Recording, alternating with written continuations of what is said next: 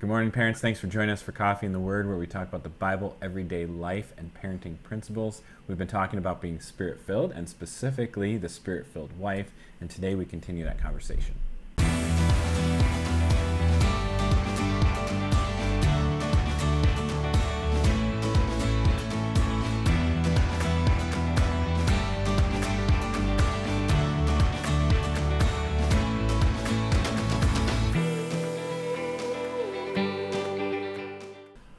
Welcome back, guys, and good morning. If Morning. you've been with us for a while, we've been in Ephesians 5. We read verse 21 where it talks about subjecting one to another. We talked about how that is a foundation, a platform. It's part of being spirit-filled, and it links directly to wives submitting to their husbands, as we see in verse 22. So Right. Let's start there. Right. Okay. Wives, be subject to your own husbands as to the Lord. I do, by the way, love the word own in there. Mm-hmm. Be subject to your own husbands as to Yes. the Lord. You're not subject to everyone else's husbands. Right. Sometimes people think like, men are in charge, and so women have to submit to all men. Or even, there's that, or even like, we've been talking about the fact that a woman can be a believer, Mm-hmm. and her husband be an unbeliever, and she'll submit to like her pastor. Oh, right. You know, like because he is the spiritual leader, you know, direction, Right. things like that. But honestly, your husband is supposed to carries the responsibility of that. Right. And that's one of the things too we've talked about is like discipleship's really in the home, and the church supports the home. Mm-hmm. And so, Okay, so wives, be subject to your own husbands as to the Lord. For the husband is the head of the wife, as Christ also is the head of the church, he himself being the Savior of the body. But as the church is subject to Christ, so also the wives ought to be to their husbands in everything. So this is a lot of really heavy information. We talked about that. Yesterday was pretty heavy. yeah, But we're going to move kind of to more practical Okay. steps for this. of what it looks like Of what it looks like. to subject, Yeah. to submit. Yes, and why. Yeah. Really the why. Okay. Brian was like, what are we talking about today? And I was like, submission. And I hope you'll see that in a little bit. So Right. what I love about this passage is we see the mission of Jesus Mm-hmm. here. And so, and then the role that the church plays in that. So do you want to talk about that a little bit? The fact, like what we've talked about since the beginning, is that Jesus gave up himself, gave up godliness, was born in the flesh, so that he could die, because God himself couldn't die, and was tempted in every way, yet without sin, and ultimately died on the cross for our sins. And while he's doing it, says, Father, forgive them, for they know not what they do.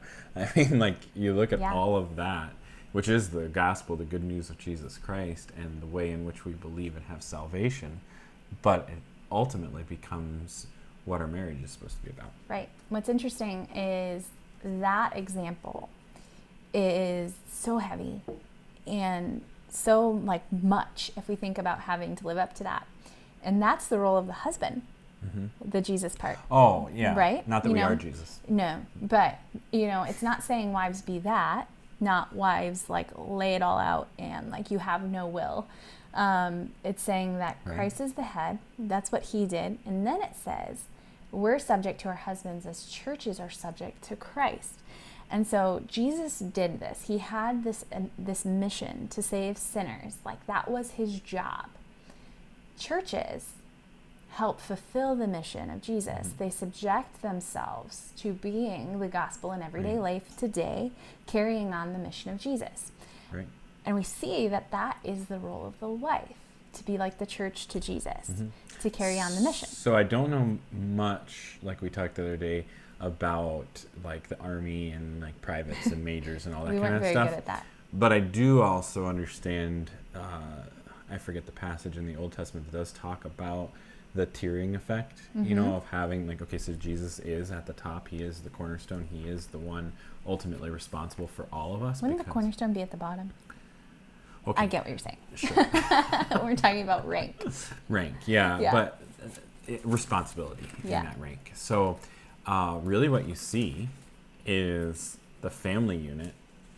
A bunch of family units come together and be the church. And then the church come together and report to Jesus, who washes over his blood over all of us. And then God the Father will look on us and see us white as snow. Because we're covered by Jesus. Yeah.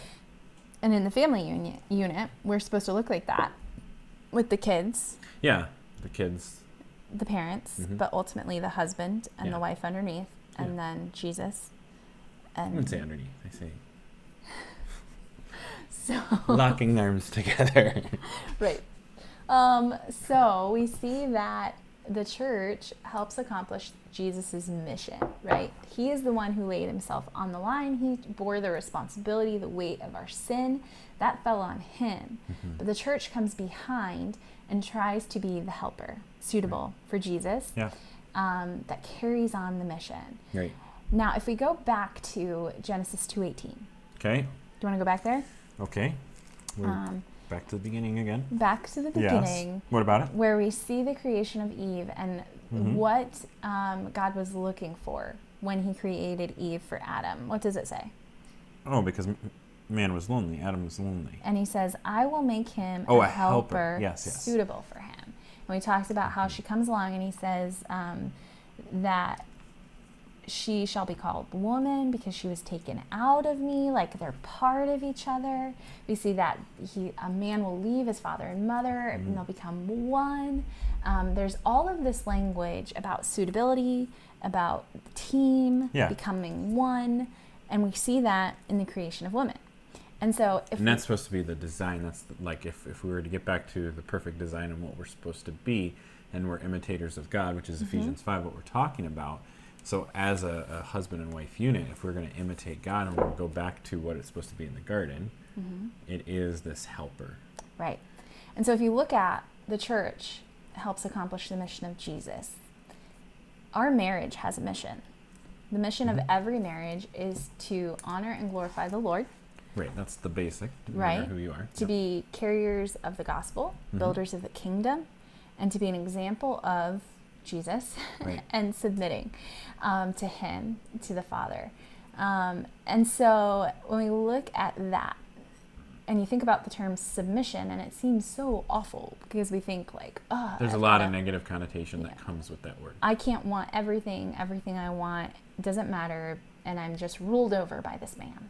Well, I hear a whole lot of selfishness in what you just said. Right. And it's wrong. That's not what it's for. When we think about submission as wives, our job, what that means is that we are supposed to be submission. We're supposed to submit ourselves, put ourselves under the mission of our marriage to Right. honor and glorify the Lord. And here's the thing. Adam needed a helper suitable to him. Because Adam had been given A job. a mission. Yeah, what was in his job?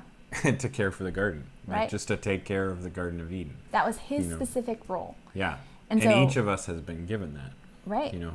And so when we look at our relationship and our marriage, and as a wife submitting to our husband, our job, what that really means to submit to your husband is to be the helper suitable for him. Okay, that brings out two things in my own mind as you're Okay. talking about this. One is what happens when we see like a husband and wife that feel called to two different missions. Yep. And then another, does that mean that all women have to be married in order to have a mission? Okay. So first, let's tackle the main topic. Okay. I don't know. Those things just came to mind. Yeah, no, you're right. You know. We'll talk about those. So, coming under the mission of your marriage and your husband, being the helper suitable for him. And so maybe you can talk about this. I guess give an example like from our own marriage. So what would you say is your mission, your God-given, who did God make you to be? Well, I don't ever tell him what we're talking about before. I threw her for a loop 2 seconds ago, and now she's throwing me for a loop. Anyways, so with that, I feel like God has called me to proclaim the truth, like all of us have been called to do. Okay, the gospel. And that has modified and changed through the years. There has been a moment in our life when that was just kids and that was youth. And as we've grown and I've seen, things in the scripture, it's really been morphed into this family ministry idea. Mm-hmm. And coming to the understanding that the family unit is the most important thing to the longevity of the gospel going forward, because we see that in Deuteronomy 6. Okay. And so when I have that calling to go preach the truth, I feel like we have to do that to families. And so, I don't know, I get crazy ideas of how to do that, such as this, coffee in the Word. Talking directly to parents. And constantly I'm leaning on you for wisdom, for advice, for curriculum development. I think about even ideas. just the fact that you're a man. Like, I remember when we started in youth ministry, and you're like, I can't talk to these girls. Right? Yeah. No, I've constantly leaned on you for that. Yeah, because there are relationships and teaching things that can't happen. I mean, it says in Timothy to have the older women teach the younger women. Right. So part of me coming alongside of you and being the helper suitable for you is doing that in ministry. Right. Right. Being the filler in of gaps that you can't fill.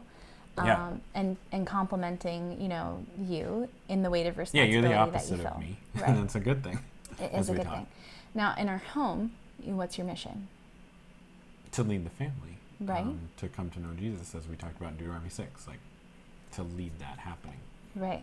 And so you can do that through your giftings. Right. Your abilities. But you're a teacher, and you're caring and nurturing and things like that I'm not. And again, going back to our spiritual gifts, that doesn't mean I can't or I shouldn't be those things. Mm-hmm. I'm just not naturally those things. Right. And so you lean on me more in the nurturing aspects. Yeah. You're an administrator, but you are not an organizer. And you are an organizer, but you're not a cleaner. Not a cleaner. Yeah, I'm an organizer. You can organize the mess real well. So you lean on me there. Yeah. There is this role of the wife when it comes to submission, to put herself submission. How can I further equip him to do his job, what he feels called to do, at home, at work? And many might hear that and go, well, then the woman doesn't have a mission, doesn't have a purpose. But it's not true. Your mission, your purpose, your calling from God is to be the teammate to your husband and what God has called you to. In that, God so faithfully provides so much opportunity for me to use my giftings, to do ministry, for things. I mean, I don't think people would look at us and go, oh, Christy doesn't get to do anything. Right. And no, Sometimes actually. It's like she's got too much to do. No, actually, often people are thinking, well, Christy's always doing Brian's job. It's a joke around the office. But it's that we've grown to look at the scripture, and it's the teammate mentality, and we do so much together. Right. Because that is what God has called us to do, And I haven't always been a team player. Yeah. I will be quite honest. There were times where, he'd be doing something and still it's a struggle to say, I need you at home. I am tired. I just want you. And we'll here. get there when we get to husbands. I know we're taking a long time on wives, but we'll get there when we get to husbands. And it's I have that fleshly desire, that sinful nature, that me first selfish attitude. And I have to go. Yes, you do. Yes. And we all do. We all do. And so it's important for me when it comes to submission, it helps me to remember there's a mission here. And I'm helping build the kingdom by giving you the ability to be free to accomplish your mission. Right. By you being able to be at church doing this, or for you to be able to have dinner or lunch with somebody, to speak the gospel into their life, or go into a hospital visit, or whatever it is. Right. It's as if I'm doing it because I'm at home taking care of the kids. Right. And again, there's balance there, because a lot of pastors lose their kids, lose their families, because the wife is doing all of that, and that's not all the time. Right. And they're giving too much. They need to refocus. We'll get there with the husbands, but right. That is a huge thing, and we've kind of come with our culture and our society where we're at, of thinking that the woman needs to be self-reliant, that she needs to have her own job, her own bank account, her own thing in case this all falls apart, and she needs to make it on her own. You're going into a marriage with a white flag ready to claim defeat. Yeah. From the one beginning. foot out the door. Yeah. And so if you have the escape clause from the very beginning, then you're not actually committed till death do us part. Right. many marriage vows do say. You know, Right.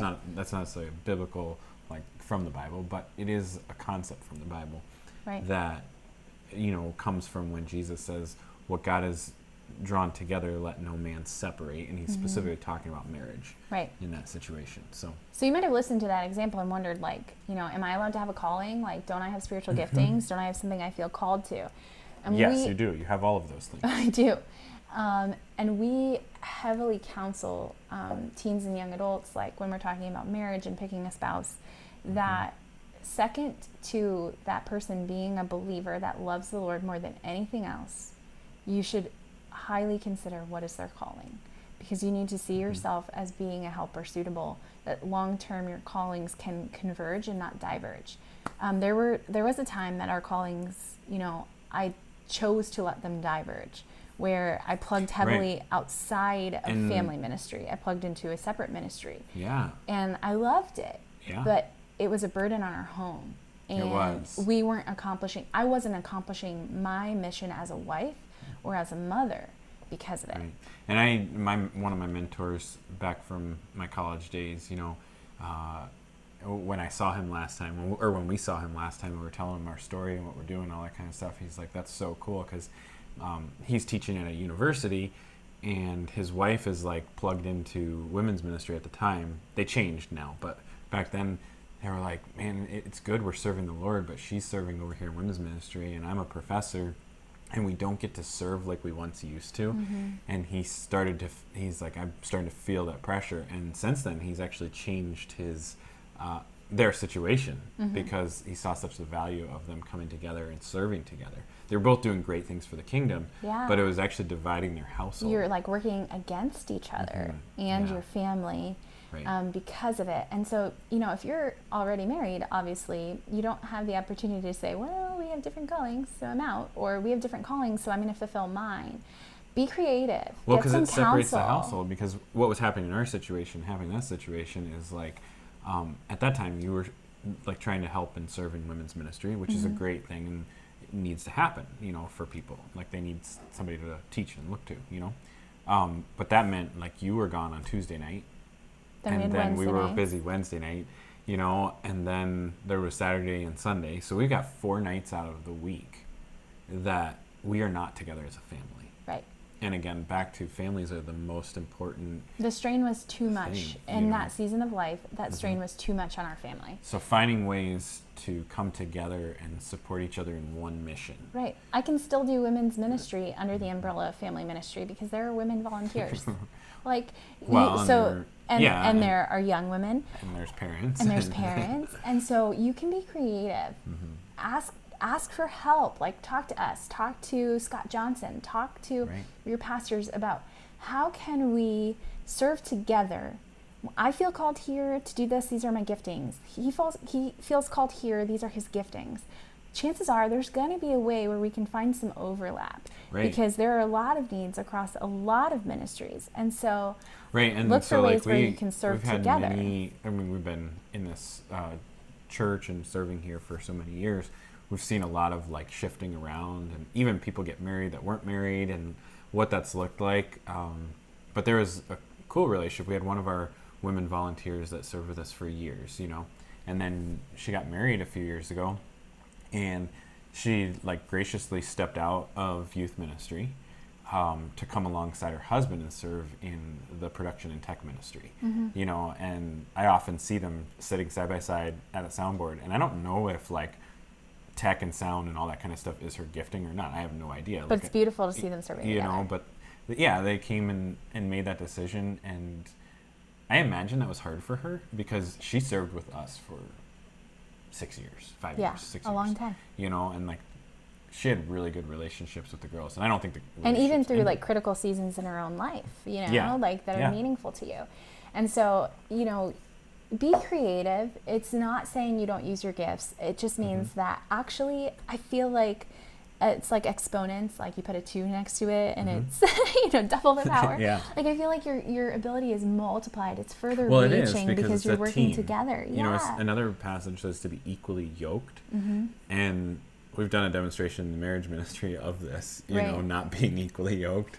If you want to go back into the marriage videos and find that one, how there are many different ways in which we can unequally yoke ourselves, and we're just like a leech on our husband's or wife's back, or we're literally running in opposite directions and can't do anything about it. You know what I mean? And so we need to get on the same page, on the same mission, so that this relationship is not fighting against each other, because a divided household cannot stand. Yeah. You know. And so I just want to encourage you, if you're struggling with the idea of submission, it's not a negative thing. It's not a bad thing. I know it comes with a lot of connotations. Head back to Genesis 2 and look at the idea of the helpmeet, the helper suitable, and then have a conversation as spouses. You know, maybe you're the husband who needs your wife to support you. Maybe you're the wife going, how can I support my husband? It takes humility. Like when I put him on the spot and said, you know, what's your mission? I didn't even have to ask you, what do you need me for? But you can ask that question. And that's going to require, like, you have to look at, what are my weaknesses? There's humility there. Yeah. This isn't a domineering, you need to come do this right now. This is your job. It's, hey, I can't do this. Can you help? Like, that's beautiful. And it draws us closer together. And it's not a burden to submit to you and help you meet your mission. That's good to hear. It's a gift, honestly. Yeah. Like, what a privilege to be involved in that. Even when I'm being an annoying goat? Yeah. Oh, okay. It's another story.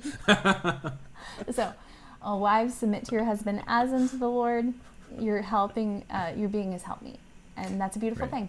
Well, thanks for joining us. I hope that these videos are encouraging to you and your relationship with your family, with your husband, with your household. And I'm glad that you're joining us for Coffee and the Word, and we'll see you weekdays at 8.